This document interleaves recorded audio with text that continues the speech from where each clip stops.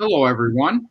My name is Larry Drummond. I'm the Executive Director of the IPMI, and it is my pleasure to welcome you to today's Security and Anti-Money Laundering webcast.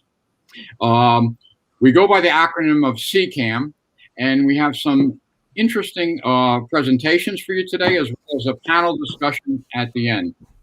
Before we get underway with the presentations, I just want to give you some brief updates in terms of the upcoming events that we have, so you can plan accordingly in your calendars. I think, as most of you know, originally this was scheduled to be live event in Florida, but unfortunately, with the restrictions and the availability for all to get the vaccinations, that has put those plans off for a little bit, and we've came up with these webinars for your information. Now, we have rescheduled the live meetings for June, and there are three back-to-back committees that are putting on these full-day events in June. So on June 8th, we have our sampling and analytical committee. On June 9th, we have a PGM AutoCAD seminar. And on June 10th, the CCAM seminar.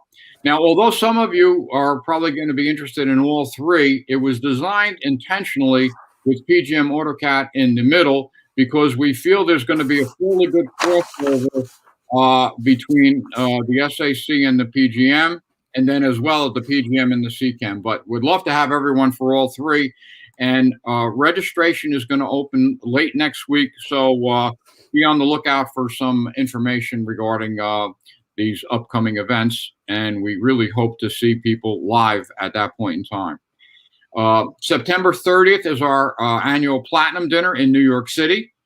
And we should be in pretty good shape for our normal full attendance at that dinner, which is it's sort of a must-do industry event for those in the industry here. And then I think, as you also saw, that our annual conference was officially moved to October. So it is October 6th to 9th in Reno, Nevada. And God willing, everyone will have their vaccinations, and we're hoping to have a really well-attended conference. I know, when speaking with a lot of industry colleagues, I think people are chomping at the bit to be able to get together with their industry colleagues. So let's all hope for the best for that. The last piece of information I just want to say here is is to remind everyone about our antitrust policy. So I'm just going to read it. It's going to take me a couple minutes here. So our federal antitrust laws apply not only to private businesses, but also to nonprofit trade associations such as the IPMI. The IPMI has in place antitrust policies and procedures that apply to all IPMI meetings, webinars, presentations, and discussions. During our virtual meeting here and in our presentations and discussions, certain topics are off limits. These include, without limitation, any discussion on pricing, price changes, price differentials, profit margins, discounts, production, supply, production capacity, inventories, sales, marketing, matters relating to suppliers or customers, or any comparable pricing information, generally or in connection with any particular customer.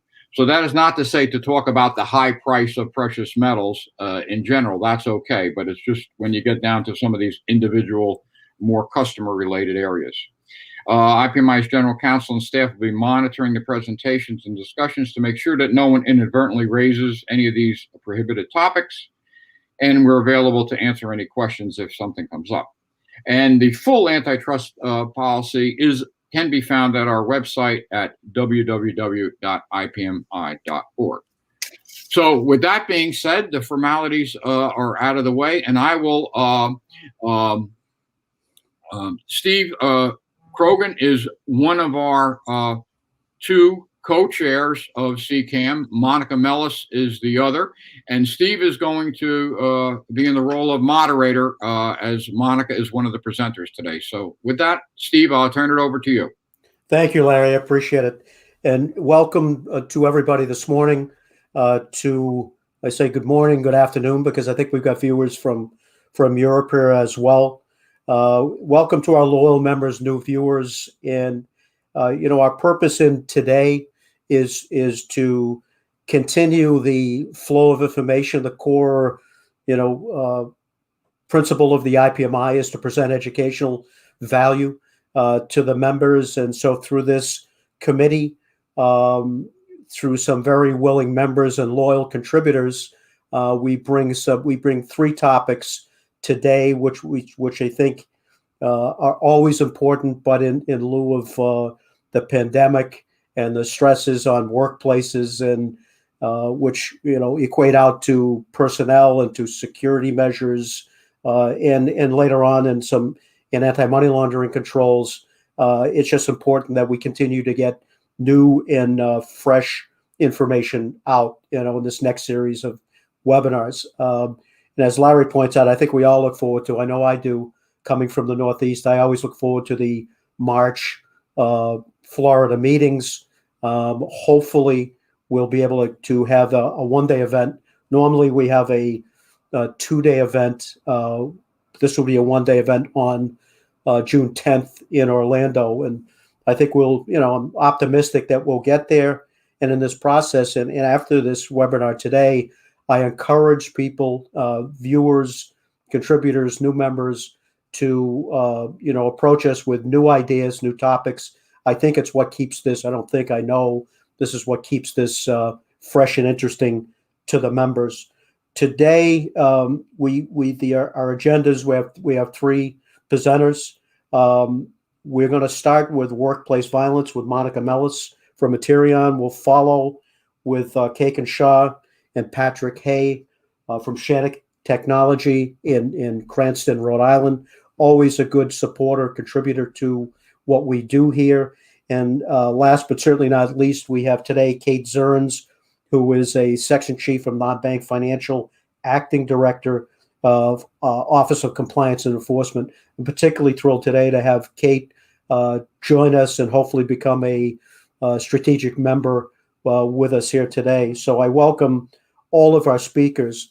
There always has to be somebody that leads off, and Monica volunteered. She didn't draw the short straw on this. So Monica Mellis is no stranger to the security and to IPMI. Monica is vice president for global security at Materion, a global leader in advanced materials. She is responsible for executing and managing the company's global security, focused on protecting metals, intellectual property rights, physical locations.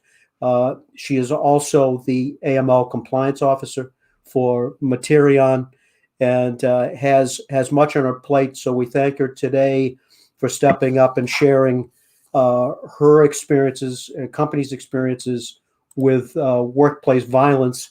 Unfortunately, a topic that in these highly stressed times that affect employees, something that as security professionals we just have to be aware of in detecting and preventing and deterring and providing employees, the greatest asset, with tools to prevent these projects. So without that, I will pass the baton to Monica.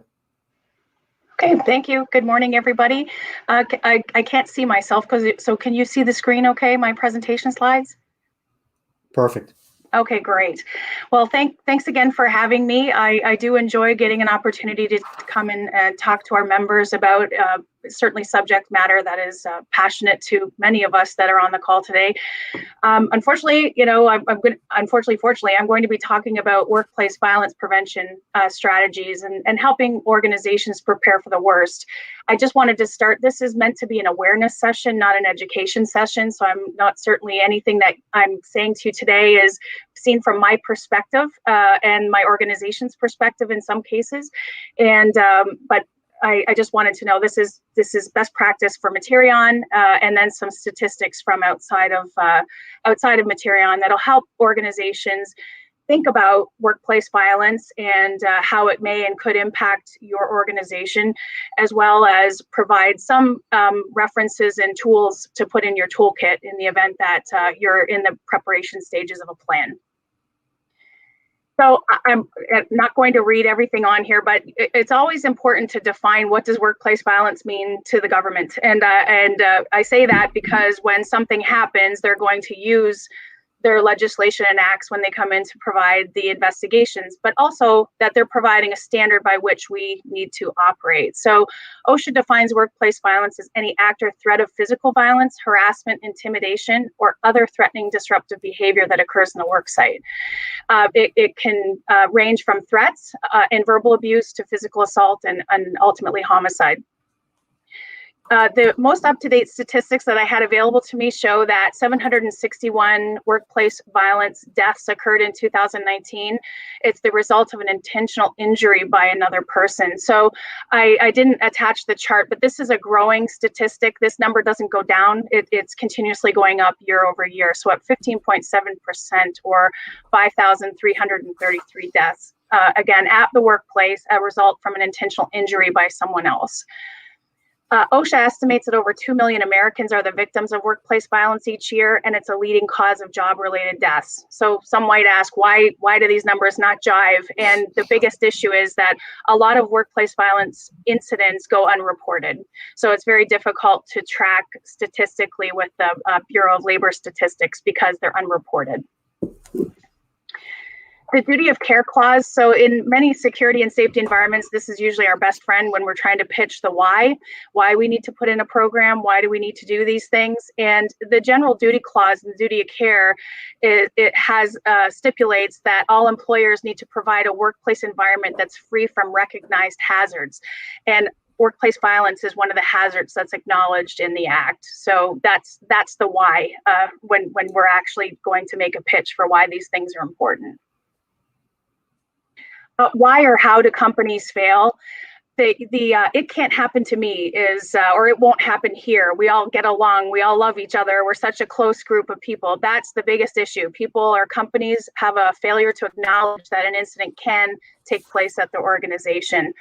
The other thing, we'll go into this a little bit more later on, is ignoring vague or indirect threats that have happened. So, or, oh, that's just Chuck, or, oh, that's just Bill. Ignore him. That is a failure point. Failure to publicize and promote company policies. We'll talk more about that one later. Failure to train supervisors and managers or leadership in general as recognizing and acting on workplace violence situations. Failure to act on acts of workplace violence or allowing a situation to build up because of the ignorance factor. And then hasty or ill-informed strategies for managing volatile situations. It's the punishment-oriented style of management sometimes can lead to these actual workplace violence prevention strategies. And again, we'll talk a little bit more about that later. This is a bit of an old statistic, but I'm not using it for the numbers. I'm using it to highlight a fact. We always hear about, the media likes to talk about the school, workplace violence, school shootings, government buildings, et cetera. But if you look at the statistics from the Secret Service report of 2018, you'll see that 42% of the incidents happened in businesses.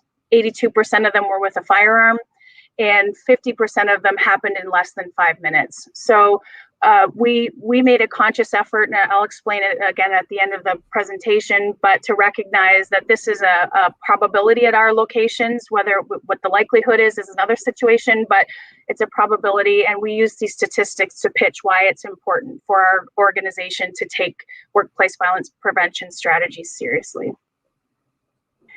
The motives resulting, again, the Secret Service report, motives for why people did it, grievances, workplace grievances, ideological or racial-based issues, mental health, political fame, unknown. So you'll see that if you look at the top section, most of the incidents are the result of something, a grievance, whether it be personal or domestic in the workplace.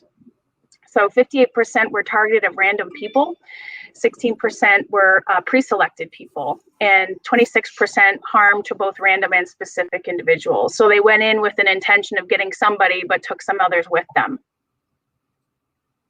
I would be remiss if I didn't mention COVID in this presentation and its impact on workplace violence. Post-COVID is how I titled it, but I think, we're certainly still well within it. So, and it is all still relevant. So the concern that comes across in many organizations, many publications that you see is escalation or increase in workplace violence incidents. And it goes without saying, there's mounting job loss through layoffs and terminations, which result in financial pressures. We've seen an increase in sales of alcohol and recreational drugs, increased reports of spousal and domestic violence, which can boil over or spill over into the workplace, escalating call volumes from crisis hotlines across the country, and then protest government due to the aggravated perceived civil right, perceived personal civil rights, or against the company for lack of protective measures. So I'm just going to jump through this one real fast, but the obvious signs of workplace violence are the things that you see: the bombings, the fightings, the shooting, throwing things, being witness to threats.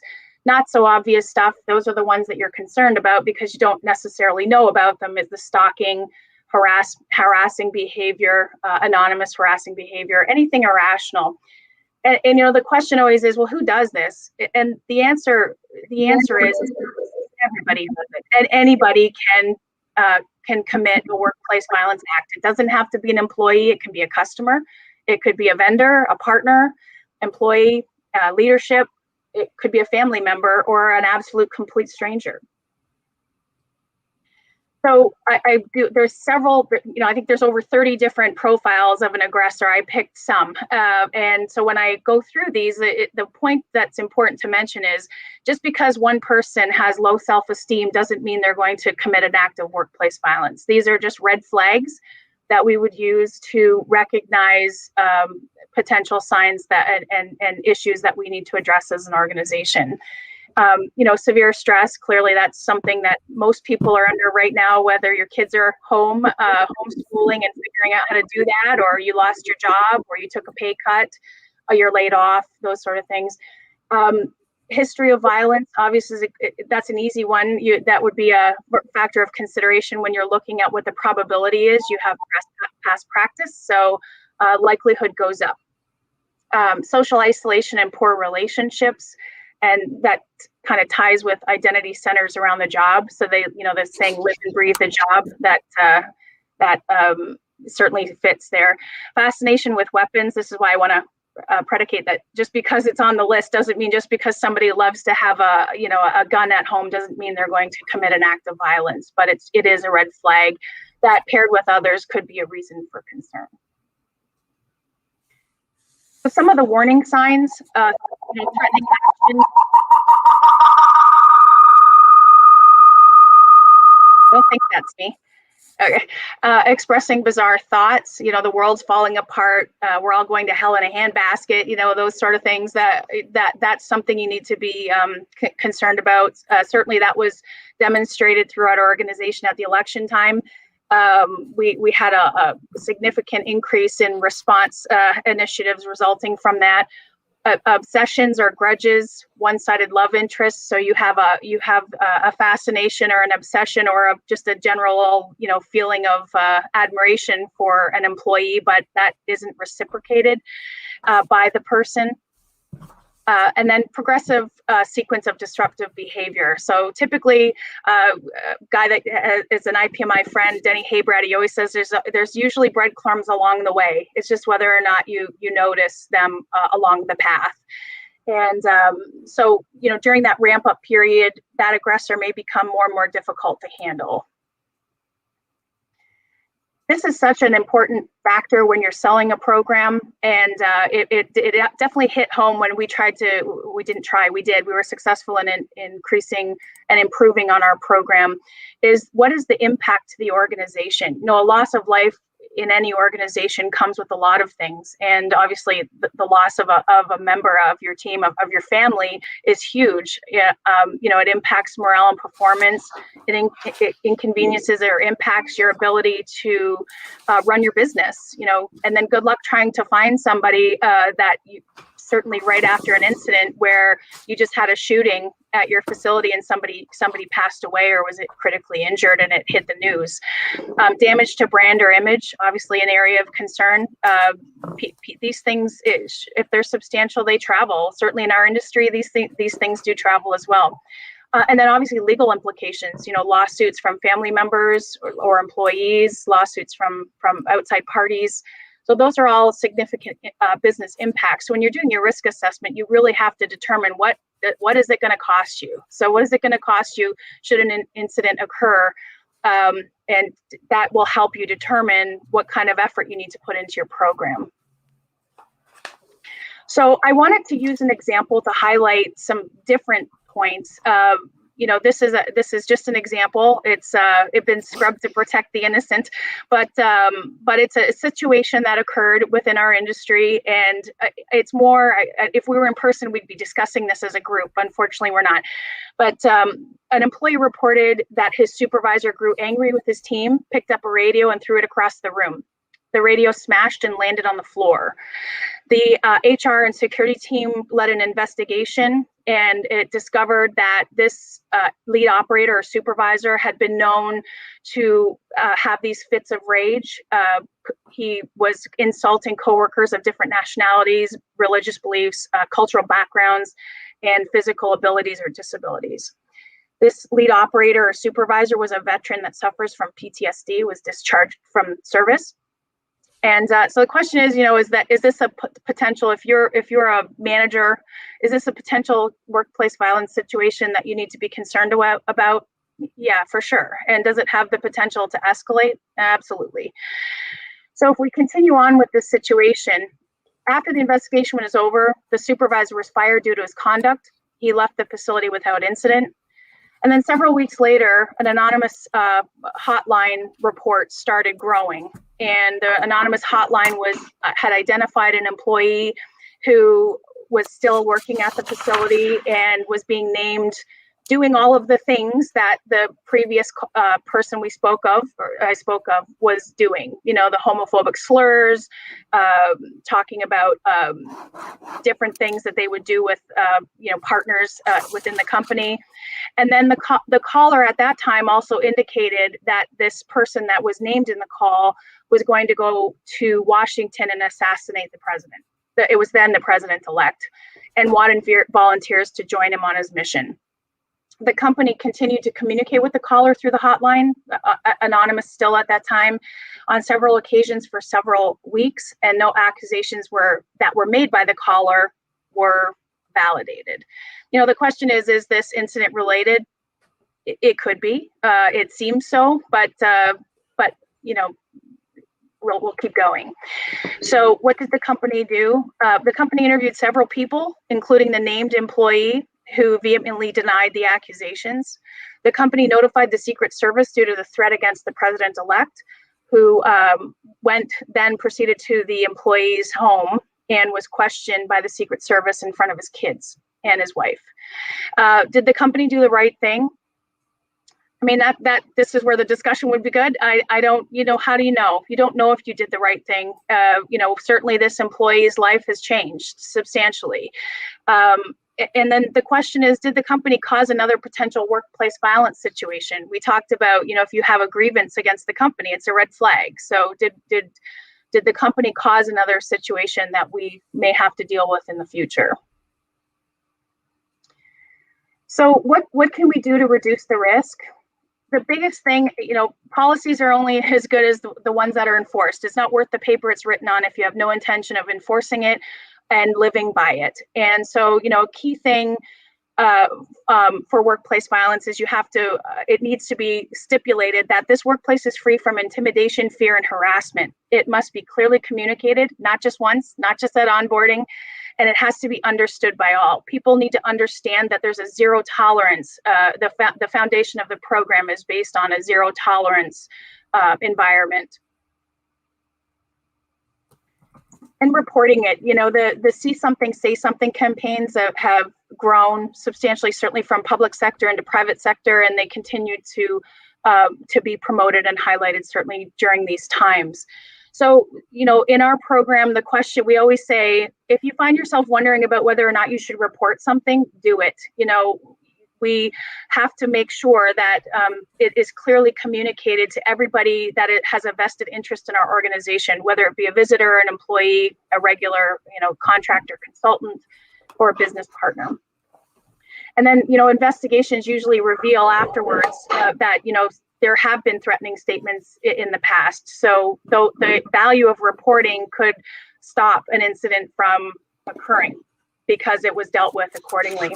And I just took a clip from our policy. It says that all Materion employees are responsible for notifying their facility manager or human resource rep of any substantial threats of violence that they have witnessed, received, or been told that another person has witnessed or received. And I'll tell you why this is new. This is a new section, and this was put in as a result of, we had an employee that didn't show up for work one day. And employees grew, she had been with us for a long time. Employees grew very concerned. The daughter, what tipped it was the daughter called and said, "Is my mom at work?" And what came to be known was that this woman was a victim of domestic violence, and her husband had killed her at home. And so there were people that in our office that had worked with this woman for several decades, actually, who have guilt still to today, resulting from the fact, I wish I had said something. They didn't want to have this woman mad at them. They didn't want the company to think that they were a nosy nitty, as was the word she used. And so we just want to make it clear that, we are here for you and for our team. And so we made it in that person would not be in that situation, would not have been disciplined at that time for not speaking up. But it was just to highlight the point that don't be afraid to report it.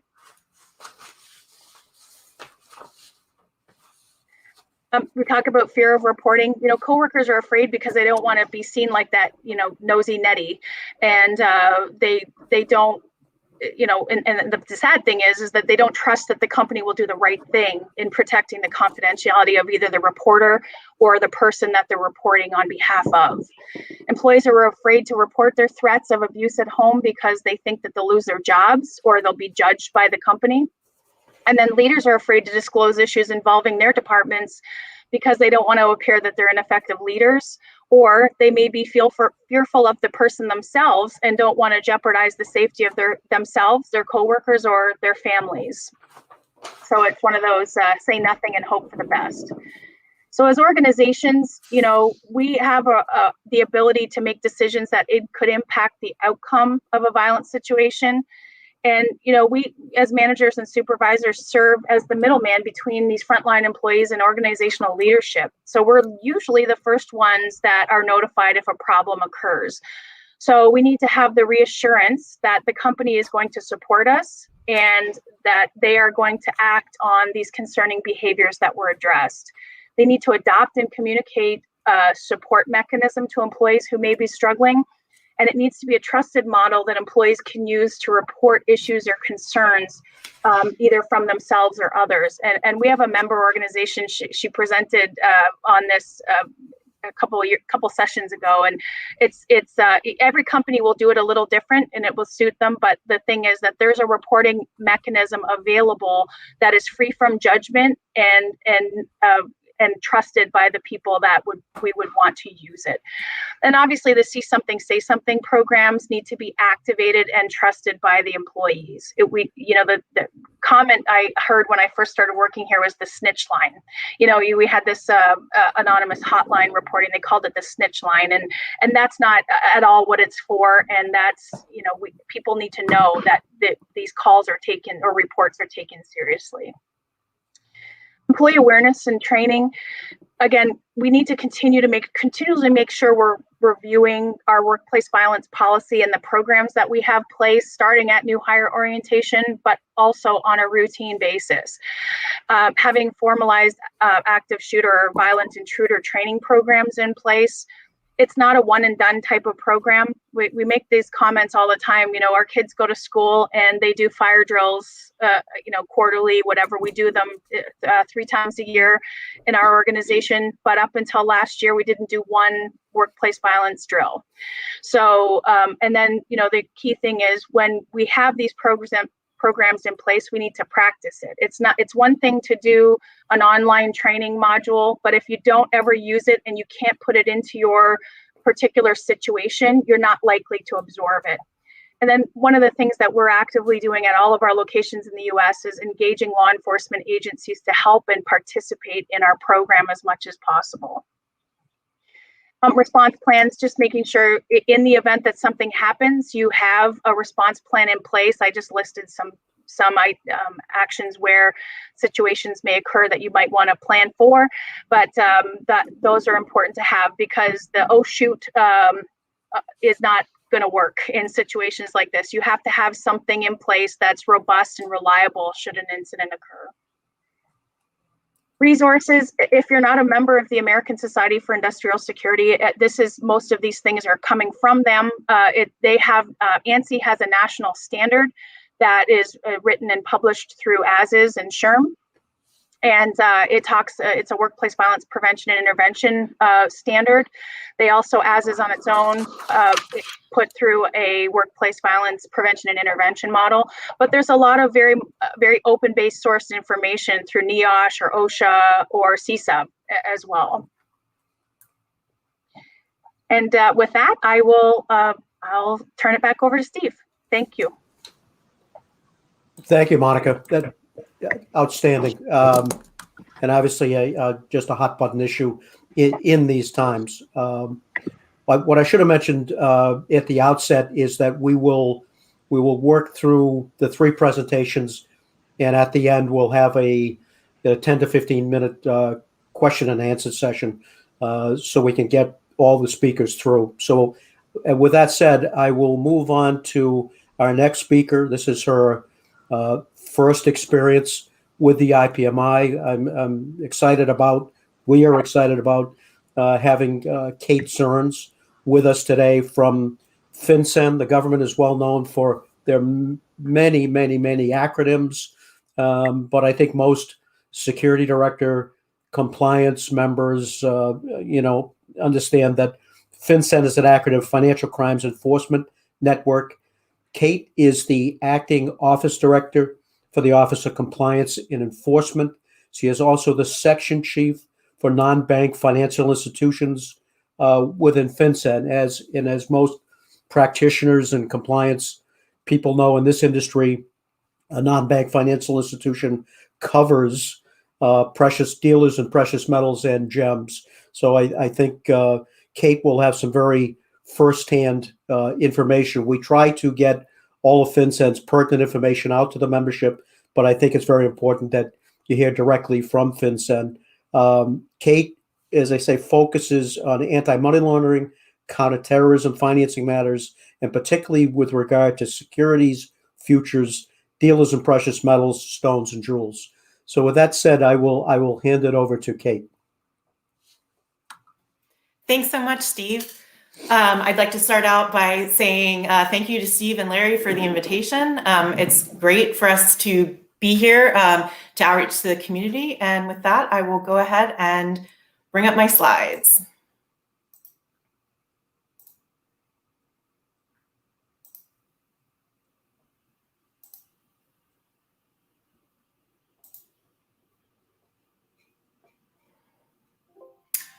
All right, here we go. Can everyone see the slides? No, I don't. Here we go. There you go, Kate. We're good? We're good. All right. So what I understand from Steve is that there are plenty of experienced members and some first-time callers as well. So the first couple slides are going to be a little bit basic, but I'll go through those quickly and get into more detail. What I'll cover today is a little bit about FinCEN, who we are, what we do, what we regulate, etc., and talk specifically about dealers in precious metals, precious stones, or jewels. We call them PMSJs at FinCEN. And then specifically, I was asked to talk about the NDAA, which is the National Defense Authorization Act for fiscal year 2021. And more specifically, what's relevant to us and relevant to the group is the AMLA, or the Anti-Money Laundering Act of 2020. There's been a lot of press about it, specifically about beneficial ownership, and I'll go a little bit into how we're starting to roll it out and some of the provisions that I think might be relevant and interesting. So who we are, Steve alluded to this, but our mission is to safeguard the U.S. financial system from money laundering and other financial crimes. We're part of the U.S. Treasury, and we report to the Undersecretary for Terrorism and Financial Intelligence. We're the U.S. Financial Intelligence Unit, so we have sort of a diplomatic networking aspect. We have a very tech intelligence and reporting side, which is we're the custodian of the BSA data. So currency transaction reports, suspicious activity reports, CMIRs, those are the documents you fill when you come into the country, et cetera. And then what governs what we do, how we do it, what our authorities are the Bank Secrecy Act, which dates back to the 1970s. And then it got a pretty large overhaul with the USA Patriot Act following the events of 9/11. And pretty much the NDAA is probably and AMLA has been the biggest update to our authorities since then. So it's a pretty big deal. This year is going to be a challenging one, but we're looking forward to it. The organization, now something that surprises a lot of people is that FinCEN as a whole is just 300 people. We're a teeny tiny little agency with a giant mission. We have an intelligence division that analyzes the Bank Secrecy Act data we get, puts out intelligence products to law enforcement, to the intelligence community, and we're also our own customer. It may develop leads, examination, and enforcement cases. Enforcement division, that's where I sit. We do compliance and enforcement, so the public enforcement actions that you see on our website, that's us. We also do examinations, although most of our examination authority is delegated, which I'll get into. Policy, we write our own policy. So the precious metals regulation, we wrote ourselves, going on a little over 10 years ago. And the liaison division, self-explanatory technology division, self-explanatory management division, that's sort of our internal services budget, et cetera. So as I mentioned, we have a giant mission. These are entities, we call them BSA reporting entities. It basically means that they are covered under our regulations, both for reporting and an AML program or some combination therein. There's a lot, and there's a huge range, banks, your giant monsters, the UBSs, the JP Morgans, to a teeny tiny little check casher that's just one person in a little bodega on the corner. So we have a giant range of industries, and one of the reasons we're so pleased to be able to speak to you today is outreaching to those industries is a very good tool for us to understand the differences, the different needs of the industries, the different regulations, and how they are coping with the requirements. So this is a complicated slide, and the reason it is here is one of the things I definitely like to talk about when I'm outreaching to the precious metals, precious stones, and jewels industry in particular, is so many times when there's an examination, and if unfortunately the examination is referred to us FinCEN for enforcement, there's a lot of confusion. Why is FinCEN calling us? It was the IRS that was out here to do the examinations. I wish we could actually rename the IRS group in this situation. For entities that don't have a federal functional regulator, we have a team at the IRS that does our examinations for us. They do technically work for the IRS, but they have absolutely no tax or access to Title 26 or tax data at all. In fact, they aggressively do not have access. Tax data is extremely protected, and Title 31, which is BSA, does not qualify for access to this. So even though the examiner is called the IRS, they work for FinCEN, FinCEN's mission full-time. They are entirely examining under our authorities for anti-money laundering and Bank Secrecy Act violations. Then they do not have enforcement authority. We did not delegate that in this case.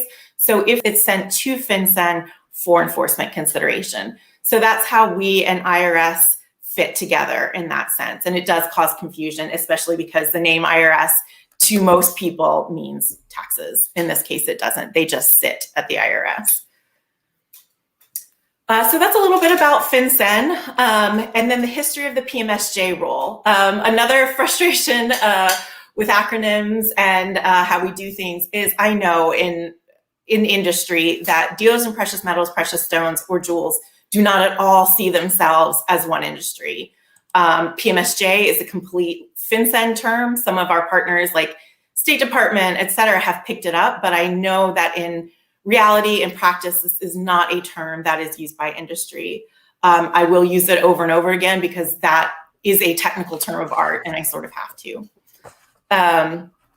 So it was implemented January, or the date that of compliance requirement was January 1st, 2006.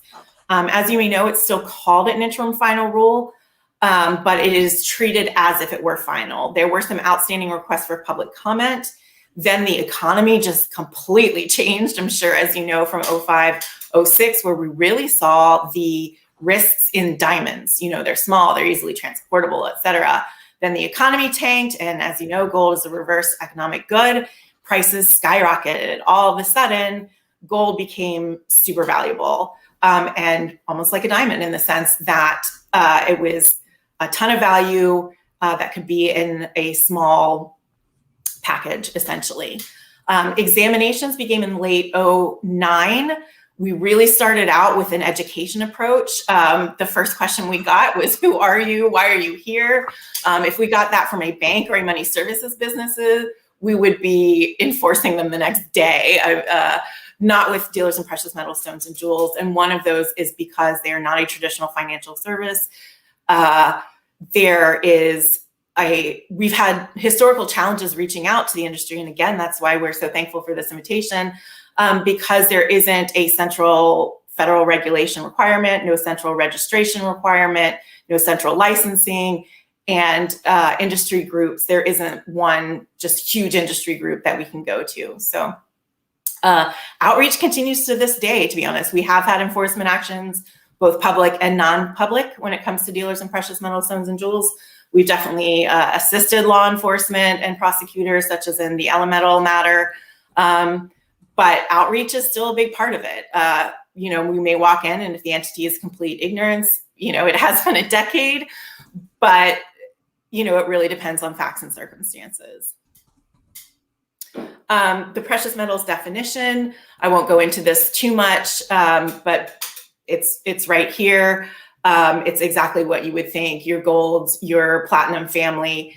The interesting thing here is silver is exempted, and you can see the way we label rulings. It was exempted in 06. I don't know if we had to do it again. We would, because again, in 06, the value of silver was low enough that you would need like a truck to have a giant or a quite large value of silver. Today, obviously, things are a completely different story.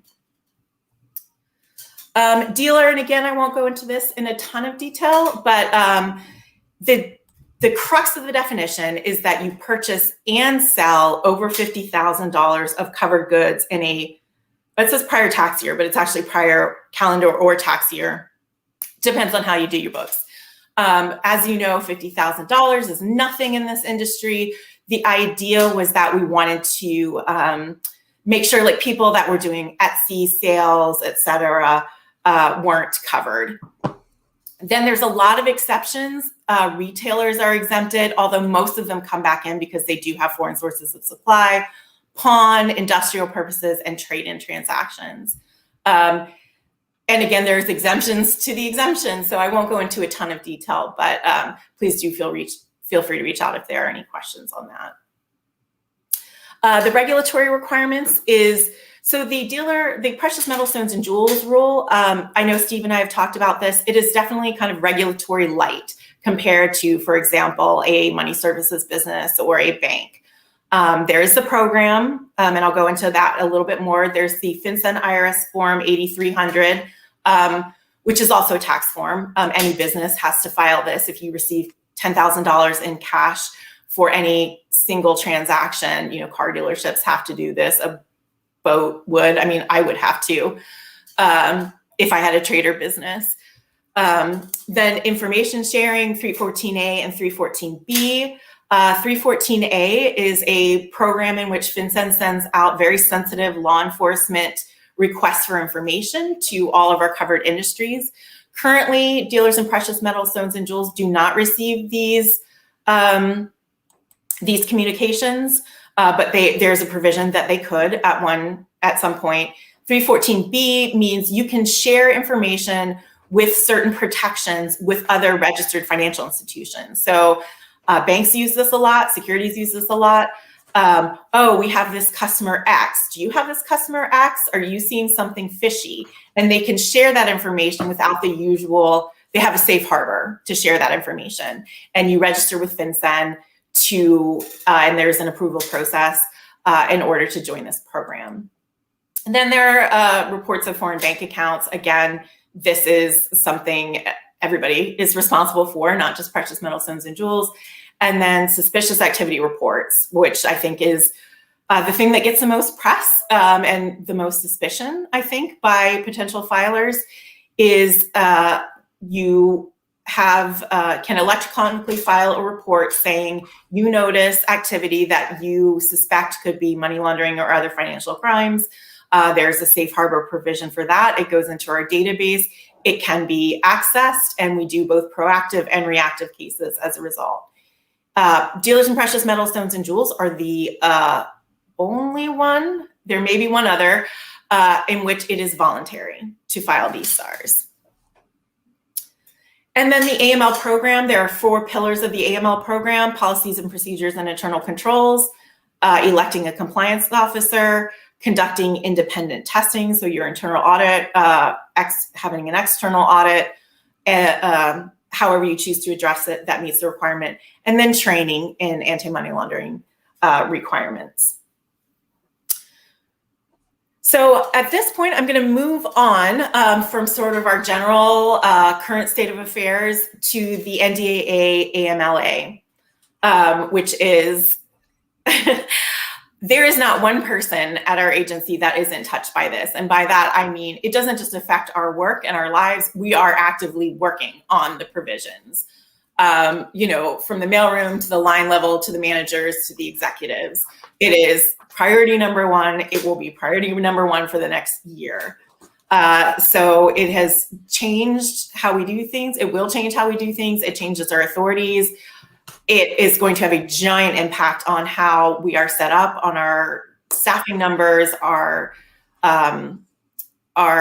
model. We're going to be moving from a headquarters model to having field staff. Not a lot, but there is a move in that direction, as you'll see. So the NDAA, it's called the National Defense Authorization Act. It has the first part is a lot of information about defense authorization, which is much less relevant to us. But part of these sections include the AMLA, which is where FinCEN authorities and responsibilities have been dramatically changed and increased. So how are we attacking this? This is sort of the current state of affairs. What our days look like today is and this was approved in the beginning of the year. So we have started working groups for each one of the sections or provisions that require some sort of outcome deliverable. And we have about 20 working groups right now to address these particular sections.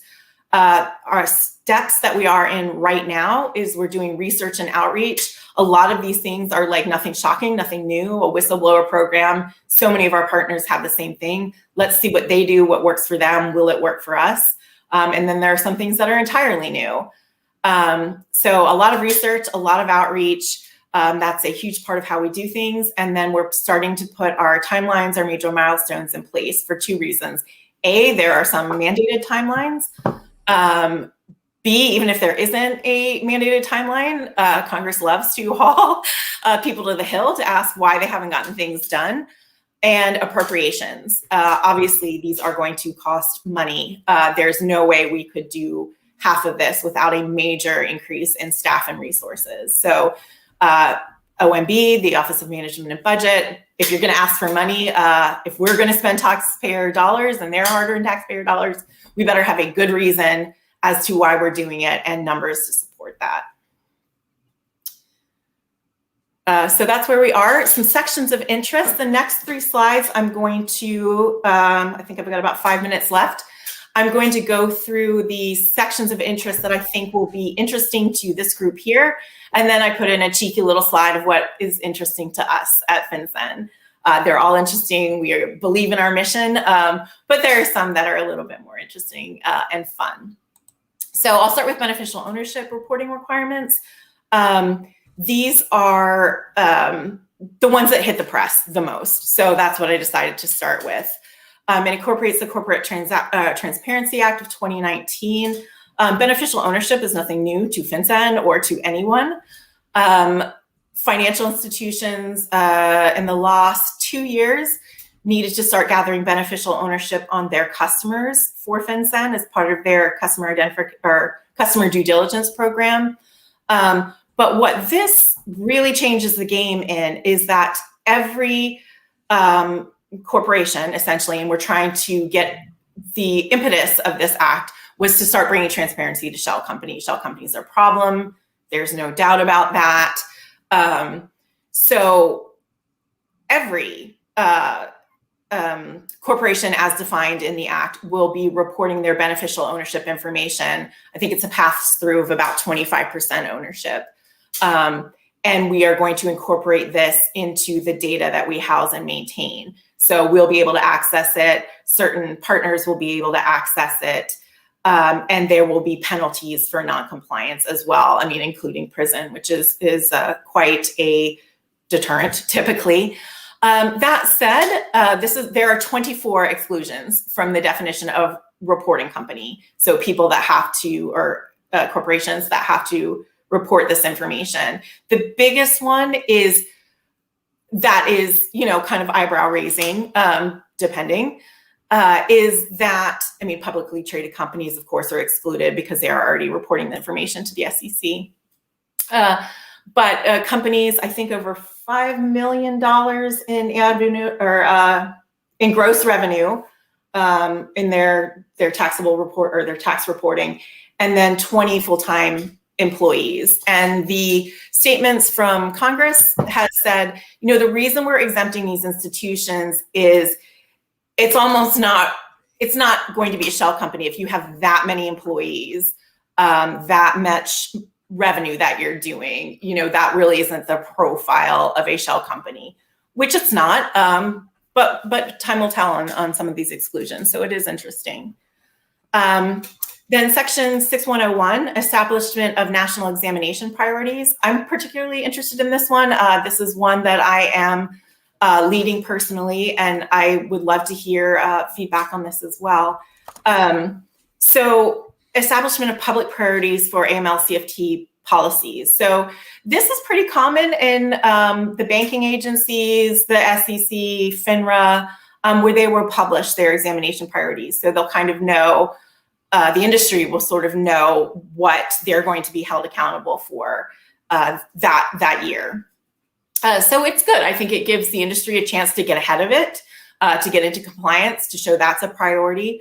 And then it also makes sure you're kind of talking on the same page. Hey, we're coming in to look at XYZ. And then section 6307, training for examiners. We already are trained in the AML BSA, but this puts it formally in place. And I hope that's some sort of like relief and comfort to the industry writ large, that we're coming in with a little bit more education. I know that there is frustration when the examiner sometimes, is young, junior, doesn't know the industry. And I think this will get us a step in the right direction. And I'll go quickly because I think we're out of time. 2 more sections of interest. We're updating the whistleblower incentives and protections. We already had a program, but this increases the awards, the protections, and allows anonymity and to still claim an award if you're represented by counsel whose name can be listed. Increased deterrence is another part of the AMLA. There are additional damages if you're a repeat violator, And then certain violators are barred for serving on boards of U.S. financial institutions for 10 years. And then the last slide is section of interest, and this is what I alluded to. This is kind of fun and interesting for us workers, managers, et cetera, at FinCEN. There's now the application of requirements to antiquities dealers and art as well. So this is a much more long-term one. If you do a rulemaking at FinCEN, which is what is suggested, you first have to do a study. How are these being used for money laundering? Can we find topologies? Are they being used for money laundering? In what way? So a study has been mandated between the Attorney General, FBI, Homeland Security, and ourselves. So rulemaking, as you may know, takes years. We do studies. There's a Paperwork Reduction Act where we have to assess burden, and then the public can comment. So this is years in the making, but it is a very interesting space. You know, Angelina just sold the painting that Brad gave her that Winston Churchill did. So who knows? Maybe that's part of our research. We'll see. Then also the establishment of domestic liaisons and foreign financial intelligence units liaisons. As I mentioned, we're strictly a headquarters model. Until now, we have, I mean, maybe 1 or 2 people actually sitting in areas outside of Washington, D.C. in our Vienna office. That's it. This does make provisions for 6 domestic liaisons throughout the U.S. and then 6 foreign liaisons throughout the country. The locations are to be determined. The U.S., it just has to have a Federal Reserve Bank and located there, and then foreign financial, foreign ones, I think it's just that there's a U.S. embassy there. So just 12 new staff between domestic and international, but you know, it could be start of something bigger, and it definitely moves us out of that pure headquarters model. So that's interesting. And then the rest of the provisions or the sections are on information sharing, topologies, study in certain topologies and regimes as far as money laundering, et cetera. So thank you so much for your time, and I will turn it back over to Steve. Thanks, Kate. I mean, that's fantastic. A lot of information, and really this industry hearing it for the first time directly from FinCEN. So I'm positive there'll be some interesting questions as we move on to that section. But great presentation. We appreciate it. With that, I'm going to move on to Shanix Technology, Cranston, Rhode Island. Kekin Shah, president and owner, along with Patrick Hay, who was the manager of engineering and technology at Shanix Technology. Kekin and Patrick are no strangers to the IPMI. They're charter members and have always stepped up to support us on, you know, integrated security systems, equipment designs, installation, cybersecurity. He is just has always been a great supporter to this sector. I can say personally, I might have worked with Kekin on many different continents with security projects, and he was a godsend to me as a security director as we were tasked with building and securing plants in some very high threat areas. So Shanix, a 40-year-old Rhode Island company founded by Kekin, who you know is a very modest guy, but his reach and his client base is government, it's defense, it's states. You know, he's got a wide array of challenges and clients. So with that, I will turn it over to Kekin and Patrick. Steve, thanks for the intro. I appreciate it. You covered basically my first 2 slides with that great introduction. So I appreciate it. Sorry about that. No problem. Jumping into the slideshow, I'm just going to go over some of the issues that we're facing today, from physical security and basically cybersecurity. It's all kind of intertwined at this point with the technology that we have out there. And so as Steve went over just some of our client base, we do a lot of private commercial. We also do state, local, and federal government. We're really across the board for security and AV integration.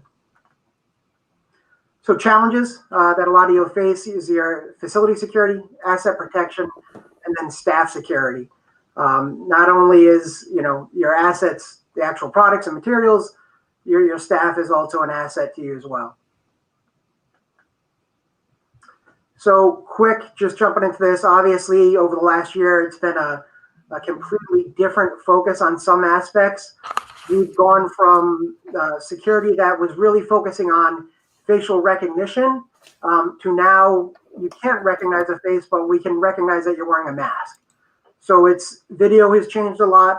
Access control has changed a lot. We're trying to minimize surface contact that we have with objects.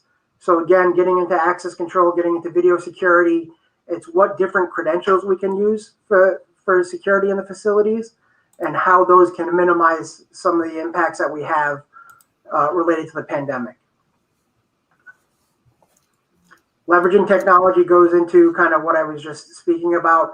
The technology that we have today between video, access control, visitor management, active shooter notifications, it's a lot of stuff that you can leverage to become a force multiplier for your security, and also just to be active and alerting staff, alerting employees to ongoing situations and how you can secure your facility in the event of it and that you have to segment off areas or create a lockdown situation.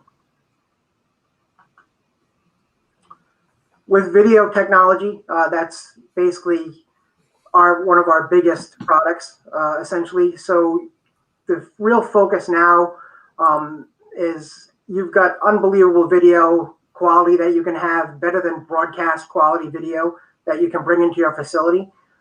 You're essentially only limited by bandwidth and storage at this point, which even those are nowhere near the challenge that we used to face 10 years ago. What the focus now is how you can take that video, how that data, the metadata, which is basically the characteristics of that video, can be used to go one step further to secure your facility. So looking at some of the stuff they're working on with video analytics, you have areas of focus now where they'll create basically a map of hotspots within the facility. That is there too many people congregating in this area? Is there people in this area that aren't supposed to be in that area? Just a lot better overall view of your security and using that technology to assist your security staff in providing you the best possible security that you can have. People recognition, again, we've gone to facial recognition. We're now at people recognition, where you have the ability to search based upon appearance. So not just a facial recognition, but I want to know where this person that entered the building in a red coat with brown hair has been for the last hour in front of every one of my cameras. The metadata that's embedded into the video now will allow you to do that. Same thing with a vehicle. If I had a suspicious vehicle parked outside, it drove away, I have cameras around the perimeter of my building. I want to see where this red truck went for the last 2 hours, and it will show you basically every video shot of that red truck and identify it going around the building. So it's a lot of leverage in the technology that we have. Getting into access control, again, similar. It's giving you the ability to basically segment off the building and create a really secure facility. I'll show some detectors now that we have that, if you have secure areas where you can't have video, now you have the option to put in a radar detector in there. That radar detector can actually tell if someone's just sitting in the room hiding and breathing, is how good they've got. So what you can do is see the occupancy. It can tell me I have 7 people in this room. And as they're going in and out with the access control, if they're using credentials that they're provided, it's telling me who's going in and out and when. It gives you a great ability to do an audit. If anything is missing out of an area, if anything has to be going back and investigated, you have an unbelievably effective audit trail through the access control.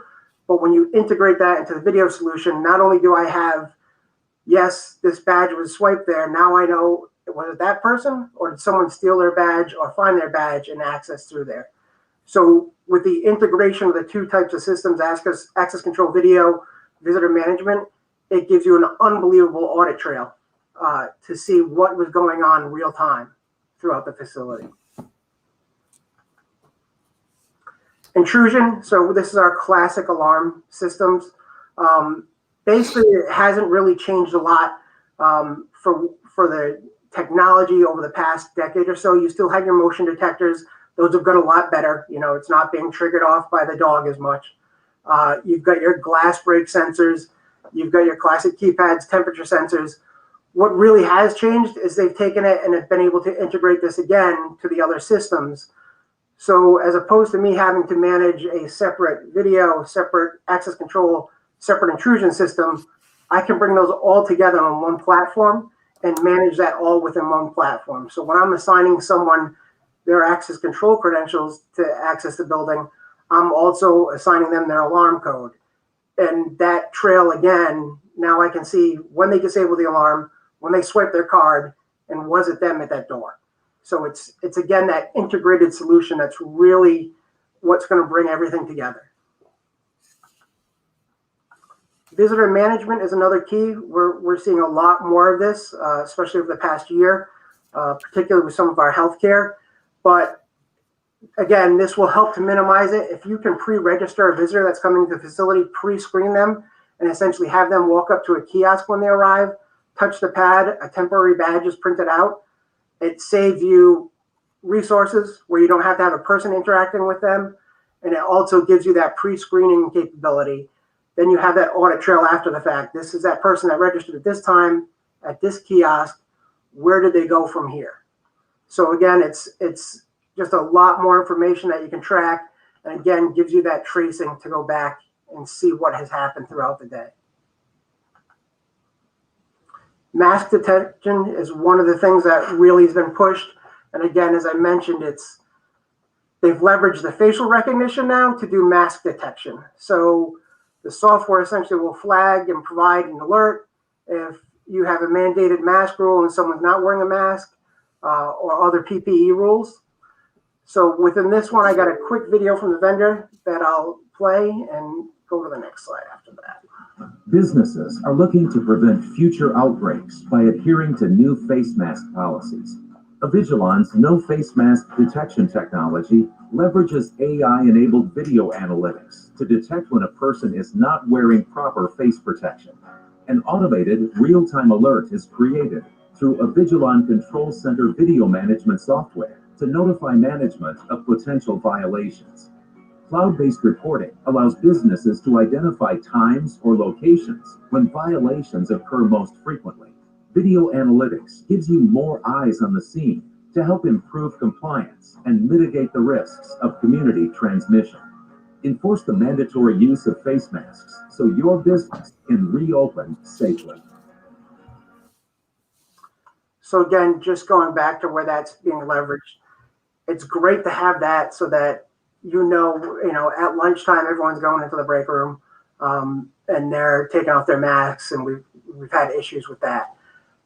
That mask recognition really helps just to enforce policies, and it's something that's just part of the software. You're not essentially changing a lot of your hardware. It's just software that's riding on the system.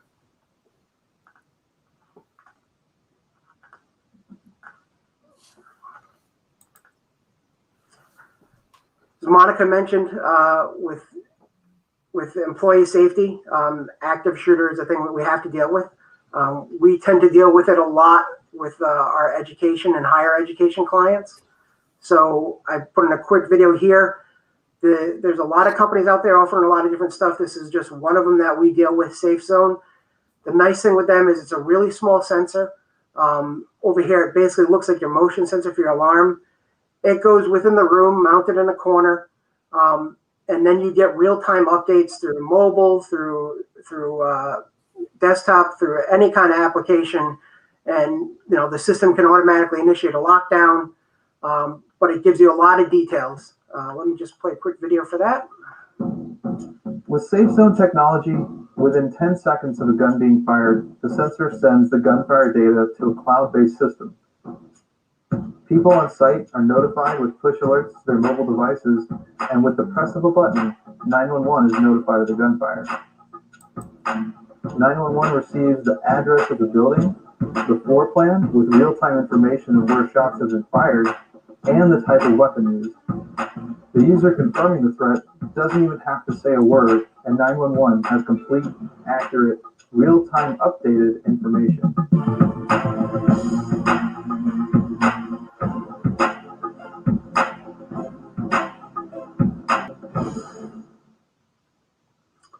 So one of the keys there that I like about the system is that real-time notification to first responders.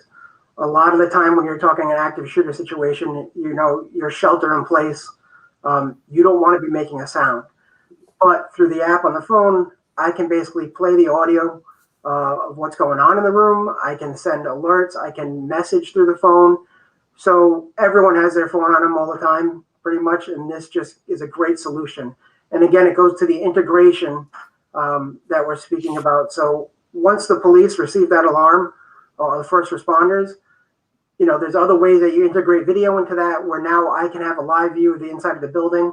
I can have access to the access control so that my first responders can unlock the doors as they're going through, but keeping the rest of the doors secure. So as Monica mentioned, bringing in law enforcement to work with you on these situations and planning and responding is key. And how law enforcement can leverage the technology that you've applied to help them even makes it better. Keeps going. One other thing that we've seen a lot of over the past year because of the pandemic is thermal technology. There's a lot of companies out there claiming that they can do detection based on, you know, surface temperature of someone. We've found a few good solutions that have worked. And again, it's integrating an access camera that we found and some software. The thing with the thermal technology is it's great for initial screening, but again, it's not a really, you're not taking the person's temperature with an approved device. So you get into a gray area there. But for screening of an area where you have employees filtered through a portal where they're coming in, such as a turnstile, it's a great solution to just do a pre-screening where you can put that person off and say, oh, we just got to screen you additionally to the side. And again, it goes to the pandemic. The other great thing that thermal technology leverages, especially this camera was designed for industrial applications that we're now using for screening people, where it was designed to be able to be very precise temperature screening to see if a device was overheating, if a furnace was running too hot, and provide active alarms through the video system to personnel that this was overheating, but now it's being used for staff screening as well.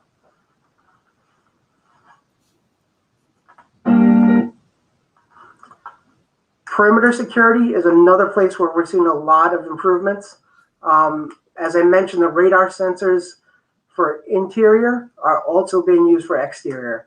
So now I can put on a pole a audio, video, and a radar sensor and have those three devices integrated as well as a PTZ camera so that my radar is giving me a lot more range that I wouldn't have in a camera.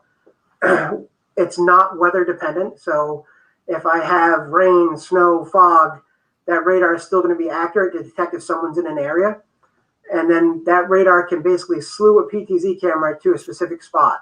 So if you were looking out across a 50-yard rear fence line, that radar detector is going to pick something up that camera would not see, but be able to direct that camera to that point to see if it's something that needs to be investigated. So again, just newer technology that's really, really giving you a lot more detail and a lot more focus than just video overlooking the background. Similar, one of the companies we work with, SenStar, has come out with a great product where it's a Wi-Fi enabled light post that goes to a fence, LED light that's motion detection and also vibration sensitive. So now if someone goes up, cuts the fence, shakes the fence, this light will go on in that area, provide an alert over the wireless network that area has been compromised. and you can strobe it. You can do anything to basically try to deter anyone from going there. But it's a really cost-effective and energy-efficient way to do lighting, motion, and fence line detection around a perimeter. Long-range PTZs are now basically doing infrared illumination through laser. So you're getting that IR illumination at a lot farther distance. In the example here, you can see that tree line in the background.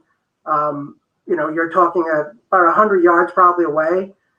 With the full zoom capabilities of some of the new technology and the IR illumination, now I can see that that is a person out there. Where prior, I would not have the illumination capability. I may be able to zoom in optically with a camera to that range, but I'd never be able to tell whether it was a person, an animal, just something that, doesn't need to be worried about. Now with that laser IR illumination, it really, really extends your ability to see beyond.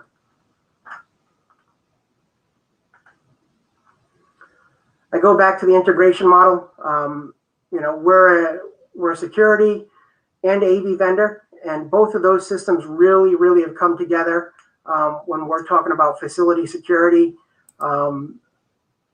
Basically, your intrusion, your mobile access control, video integration, distributed communications. There's so much that you can do with the technology to automate all this stuff. So if I had a lockdown, I want that to display across all my public displays in the building. Everyone's going to filter to the south side of the building. We can put that up on every display of the building, and it's all automated through triggers within the access control of the video system, or the push of a button by someone that's monitoring it. So we've really, really expanded the capabilities to bring everything together.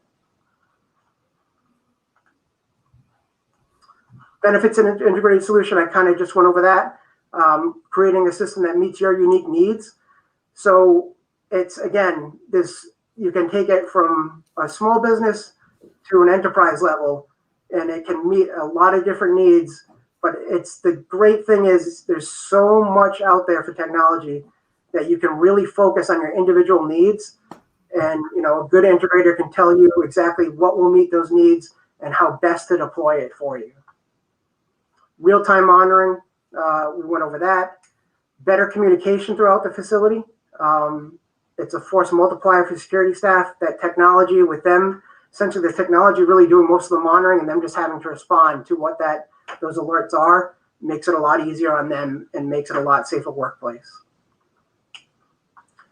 Again, maximizing your investment, like I said, depending on what your facility is, what your needs are, there's a lot out there. There's a lot of options. Do I want to go with a cloud-based solution, not have the infrastructure here? And most of our clients, when we're dealing with government contractors and defense, we're still in that model of everything's going to be hosted on site. But what we're seeing a lot more of is, can we virtualize it and have it running on our hardware here as opposed to having to buy another box? So there's a lot of stuff we can do with it there. That's my presentation. I wanted to thank everyone, and I'll throw it back to Steve. Thanks, Patrick. That was fantastic. It just in these challenging times, with physical plant security, personnel issues, and everything else, this just becomes just more and more of a critical issue. So we appreciate that. Kekin, anything you'd like to add? Or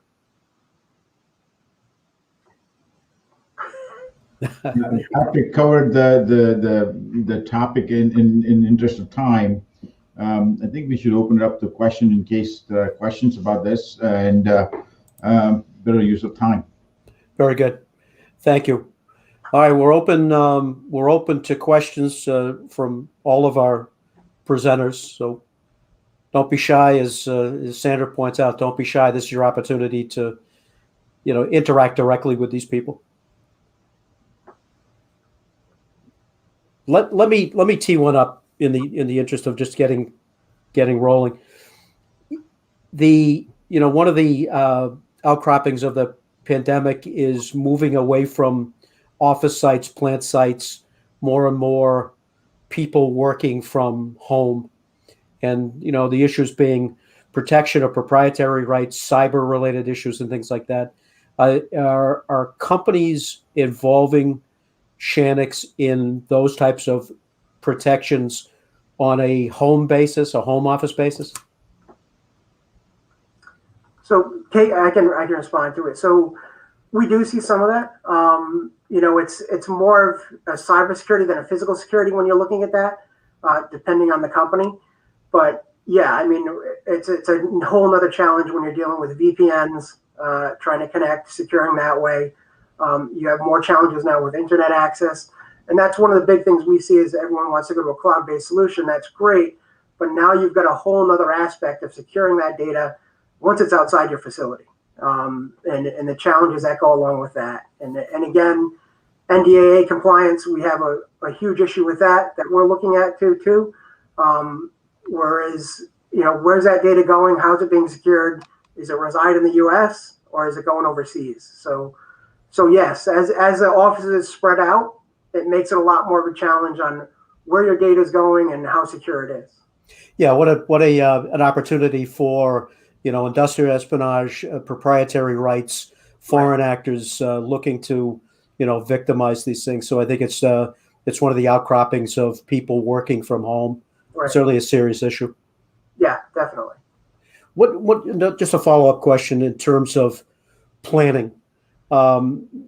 When you work with a provider, and I know this firsthand, not only are you providing integrated systems and protections and safeguards, but also you work with these companies to develop 5-year plans, integrated plans down the future, which are invaluable to directors of security so they can plan from year to year and improve their systems, depending on the resources they have to do that and the commitments from the companies. Can you comment on that planning service that you offer? Yeah, absolutely. We basically, most of our large scale clients, we try to develop at least a 3-year, if not a 5-year plan on how it will be. We try to take everything that's current in the technology and look forward to where it's going, and base that assessment on what we can provide today that's within the budget, where you think that budget will be, and how best that technology that we're implementing now in the beginning of that 5-year project isn't going to be outdated by the time you get to that 5th year. Exactly. The technology changes so fast that you really just got to stay ahead of it to make sure that it's not going to be outdated in 5 years. Right. Is where you're looking at. So yeah, we do a lot of that with our clients, and I think it's a huge thing that we provide them to be able to plan based on their budgets. Everyone's under a budget constraint. This stuff can get expensive very quickly. So what best meets your needs now, and how is that going to meet it 5 years down the line? Exactly. It's just a very important service for security directors. Yeah.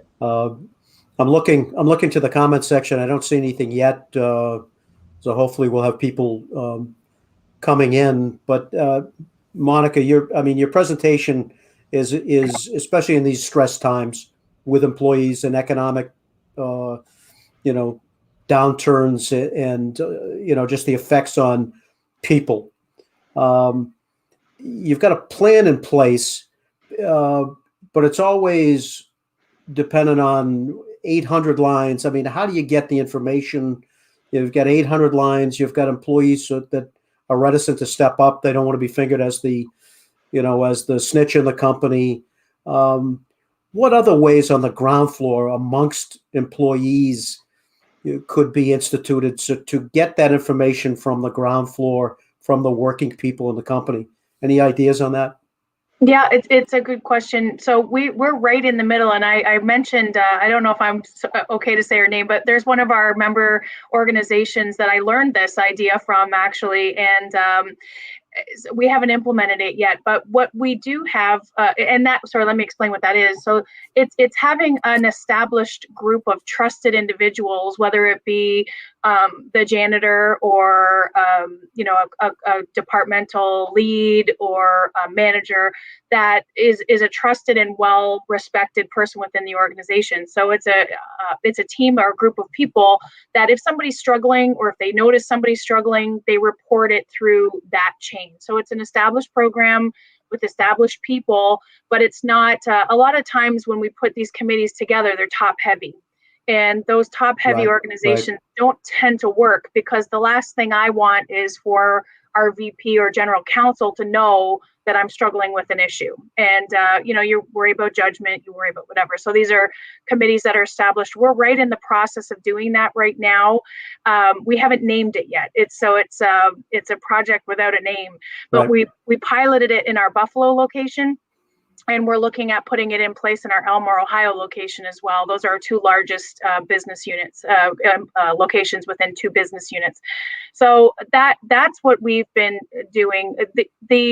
Where you lose things, with the layoffs and turnover, now is actually a good time, depending on what market you're in, to leave an organization and start afresh. And so we lose some of that, tribal relationship, that knowledge, institutional knowledge of people. We talk about process, but people are our biggest asset, so when we're focusing on our intentions going forward, we have to look at what resources are we keeping available to those people. And so it's the, see something, say something, it's such a profound statement. It's and program, but that's one thing. It's having these groups of people that are available to reach out to people. And again, you have to build that trust. And that's the stage we're at right now, is how do we know that people are going to use this? And so I thank our member for the tip and the idea. And I'm hoping next time I present to you, we'll have an established program that I can speak to about that. Yeah, I think we're talking about a peer group. We're talking about a peer group of people who are on the factory floor, have worked together for many years, have the respect of their colleagues as a method of learning some of the adverse things that may be going on. I know it's been extremely successful for companies. Up in the area where I come from, and used to be, up in the Northeast, used to be the jewelry capital of the world. Jewelers, artisans, worked in these plants for 30 to 40 years together, trusted each other for the most part, and was a good sounding board for early warnings for that kind of information. And I think it, whereas these people are afraid to maybe talk to a supervisor or pick up a 1-800 line, they'll talk amongst each other, and through that process, that information elevates up, as a detection process. But yeah, and I think picking the people was the easiest part, because they, the business units were like, oh, this is that, if they were comfortable doing it, these are the go-to people. What we're doing now is trying to have those people feel empowered, because they were going to them anyway. Right, Those people, right. they were going to them, they were talking to them. Now we just put a mechanism in to bridge the gap. So those people were taking it, absorbing it, and Right. trying to help them deal with the situation. Whereas now we have tools that, EAP is such a big thing right now, and increased usage, I'm sure, certainly in our organization, but throughout the board. But having those people empowered to be able to help outside of what they have available to them today, to get these people the help that they need. Yeah, good point. I mean, you made a point earlier also about, you don't want to make this a top-heavy process. You want people involved in a perfect world, which is not. You would like people to volunteer for this process, and I think that there will be volunteers, and it's just a good, healthy process. Yeah. All right, Kate, it's your turn. It's 314B. We have vetted that information out to our industry. I think people are still digesting 314B and the upside and downside of information sharing. I've talked to some people in the industry, and you talk about the value of sharing, because this industry is a very small world. If somebody is knocking on one particular entity's door, it's about terms and pricing, and they're going to knock on 3 doors and maybe sending off the same red flags to all the same people. There is a natural reticence from a liability standpoint, to share, or as one of my respected colleagues in the industry said, who's going to be the first to play chicken here, with this process? I think it's a very valuable process, but it doesn't matter what I think. Can you, address some of that? Sure. It's a great question, and everything you're saying is accurate, especially looking at our numbers as to who has registered for the program and what industries. It is very much a large financial institution thing right now. And I think it's just because they are older, more familiar, more confident, have 37 million lawyers, and that just comes with confidence. But I think it's also a benchmark in the sense that, these aren't rogue entities using this provision, using 314B. These are huge. I think I used this term earlier, and I don't know how thrilled they'd be with it, but huge monster institutions that have confidence in the protections that go with it. Their hordes of lawyers are advising them that this is a perfectly safe and good thing to do. And at the end of the day, it is providing protection, not just the protection that you have a safe harbor to communicate suspicious information about a customer, or I think in this case, a supplier, with someone who is also registered for the program. But you can get more information, something that didn't sit right. They were asking questions that seemed suspicious. It looks like maybe there's some money laundering or financial crime involved. What a great opportunity to be able to speak with a colleague, someone in your industry, and get further information with those protections in place. And also the 314A registration process is on our website. I can send you the link, Steve. I imagine you have it if anyone is interested. Yeah, we get it through the BSAG process, right? Exactly. Yep. The entity registered, there's an approval process, like I said, and it talks a little bit about those protections. 314B is the site. So that will talk about the protections and the safe harbor involved in sharing that information. Yeah, we hope that there will be some, it's as Larry pointed out earlier, there are very large entities in this business in the United States, and then there are small, 2, 3, 5 person companies that have been around for 50 years, 100 years that have a hard enough time just conducting their own business, never mind sharing information that they think is suspect. There's a commercial intramural part of this, having worked with, sales components here, it's the hearts and minds of those people as conveyors of that type of information. But it's, it's still, you got to get away from, well, if we don't do it, somebody else is going to do it, or why would we share for the civil liability pieces of it? But I'm one that I support it, and would be interesting, together possibly to get either a couple of large or small entities to talk about it and at least register for the process, which would invoke the safe haven part. I mean, to register, be vetted, and then be able to eradicate some of the problems. Nobody wants problems in the industry, but this is an affirmative step that would help that process. So I think together between the organization and FinCEN, we can provide more information to our members. Absolutely. And we're happy to answer questions about it. If you're thinking about registering, but don't want to, quite go that far, we're here to answer questions, or, maybe we can't allay or assuage any, fears, but we can certainly address questions and facts and talk about the success of the program. Right. No, I think it's an important thing. It could be a game changer, but people have to be confident in that. Larry, you look like you have a question. No, I'm good. Okay. Okay. Just a follow-up comment, I think in the June sessions, there could be a nice panel discussion just on this last question that you had here. In terms Absolutely. Yeah. of, and hopefully, if we can get things to work, hopefully we can get Kate to Orlando if we can make this work. It's a great site to visit. A little bit warmer than we normally appreciate, but I'll bring my buckets of sunscreen. Excellent. Outstanding. A follow-up question. And we talked about this a little bit when we were talking offline.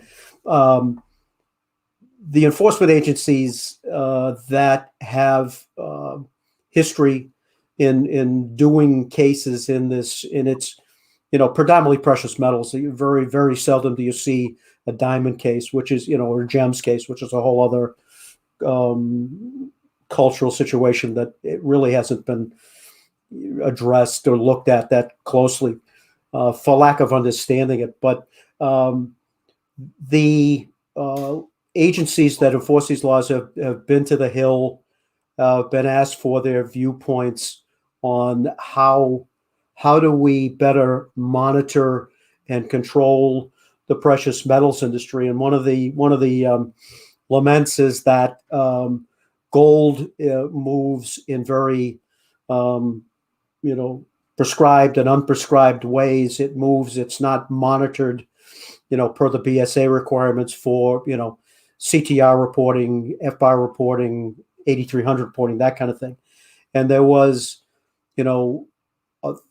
some proponents of making gold a negotiable instrument akin to currency, and therefore setting up, categorizing the industry, say, as a money service business, and then be subject to currency reporting, a $10,000 transaction reporting. Does that have legs? Can you provide any insight into that? Sure. Obviously, the standard FinCEN answer is I can't give a lot of insight above what's public, but I can speak to a degree for my opinion as a professional that's been with FinCEN and has worked with this industry for a long time. As you alluded to, we do have the authority to do that, but it's not a self-executing provision. So we'd have to write a regulation to do that, which two things I think would be interesting to your constituency, and you probably know, it takes a long time to write a regulation. Right. There is a whole, process to fairly regulate any industry, which is you have to pose advance notice for comment.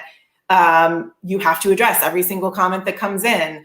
And what I would like to really emphasize is this is the time to be vocal. I mean, the time is to be vocal now if it's being contemplated.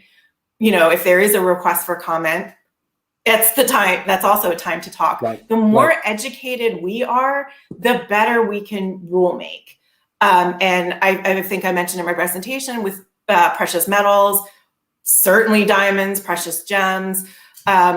It is a very different industry to the rest of our industries. We are covering traditional financial services, meaning value or a very obvious equivalent, like a money order. Gold, there are so many challenges, CTR, how do you say the value of gold quickly? Is it retail, wholesale?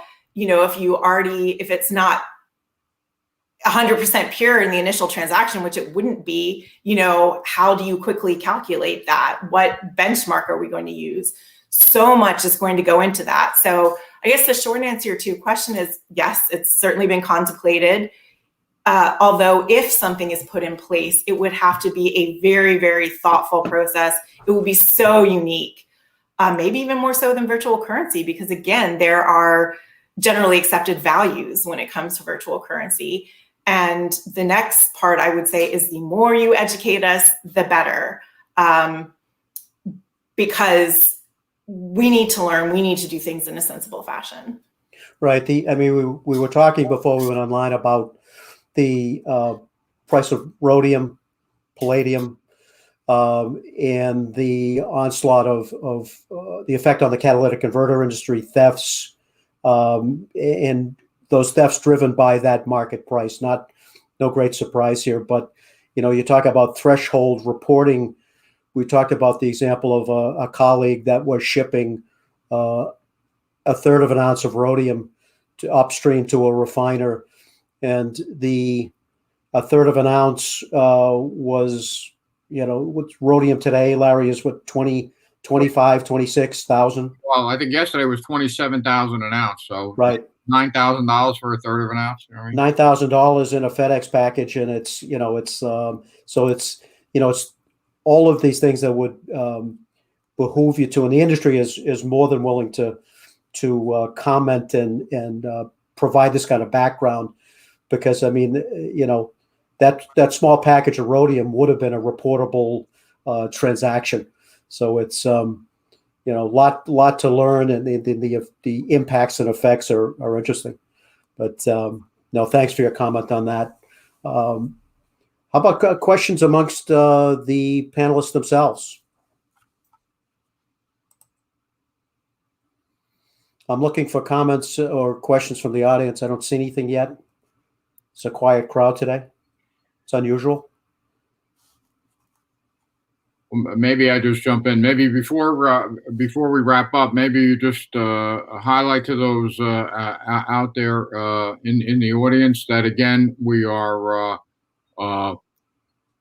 eager to know the kind of topics that you would like to hear covered in the June sessions, as well as we're always looking for new speakers and presenters. And as you can see with even just this short webinar today, you can cover a lot of different grounds in this security and AML committee scenario here. And so we're looking for your input on what makes, what you would like to learn more about, you know what I mean, and be exposed to. So please don't be bashful on contacting me, Steve, or Monica on topics that you would like to see, and more importantly. And I would also like to remind everyone that the larger annual conference, again, like I said in the beginning, is in early October, and there will be a complete session on security and AML, and a little bit more emphasis on the AML on that one. But I would think with the presentations from Monica and Patrick that I think it might behoove us to expand those sessions as well, because it's a global audience, hopefully a global attendance.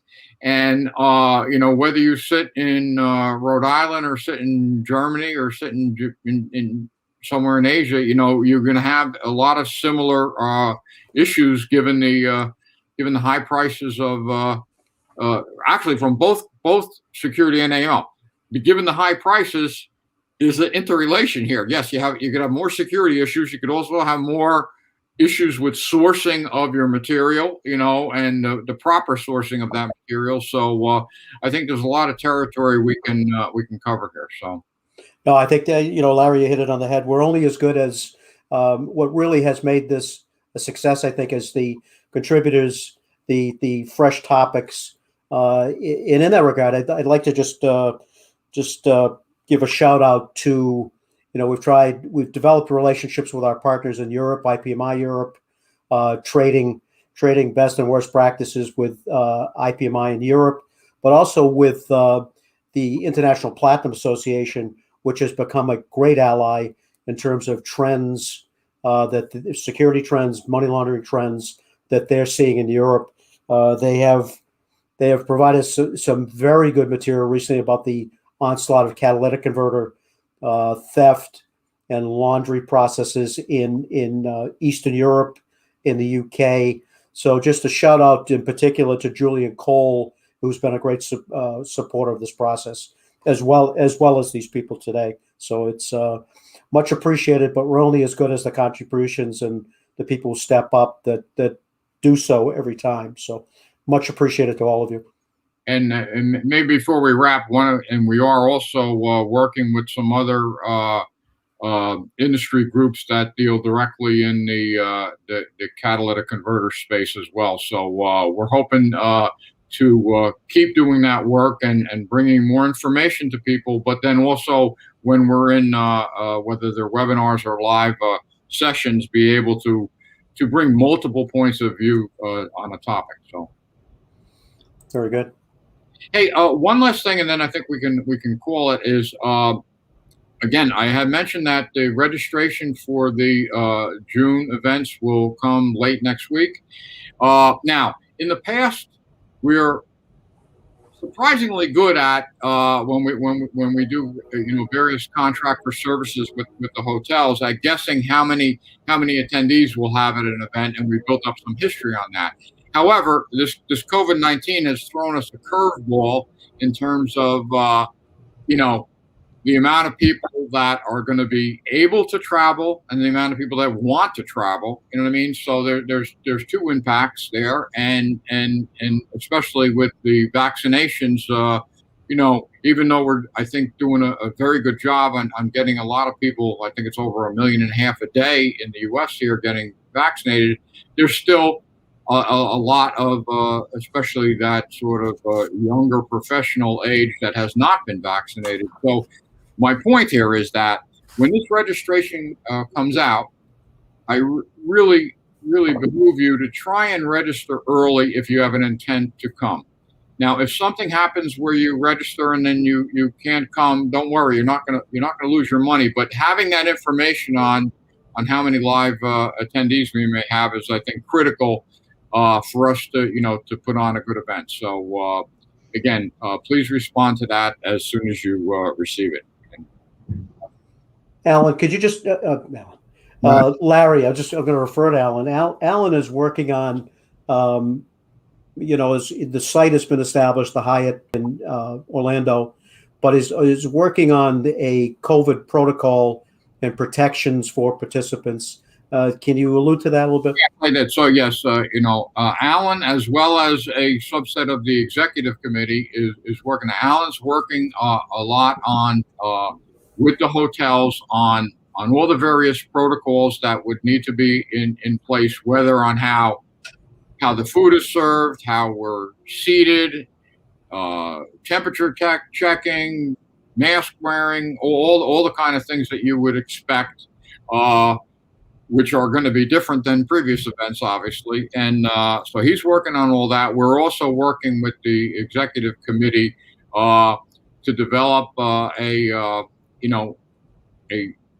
written protocol process, as well as, and be frank with everyone, like you would see in other venues that you may have to go to, basically a waiver where you're understanding that you are coming into an event where there is possible exposure. You know what I mean? So it's and we'll be very forthright in that, and it'll be sort of in plain sight for all to see.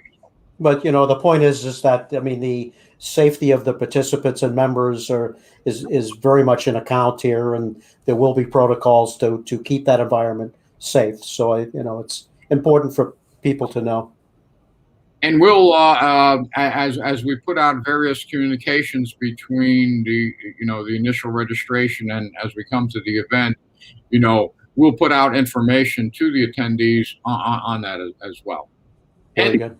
And as we know, it's a changing world too. You know what I mean? So it's as things get updated, we can update as well. So, but right. as Steve said, we will take all the protocols. So as an example, we may have a room 3 times the size of the room that we would normally need just to space people out, as a simple example. Okay. Very good. Okay. Very good. Is that it? That's it for me. Very good. Thank you, everybody. We appreciate your help. Thank you. Thank you. Stay safe. Thanks, everybody. Take care.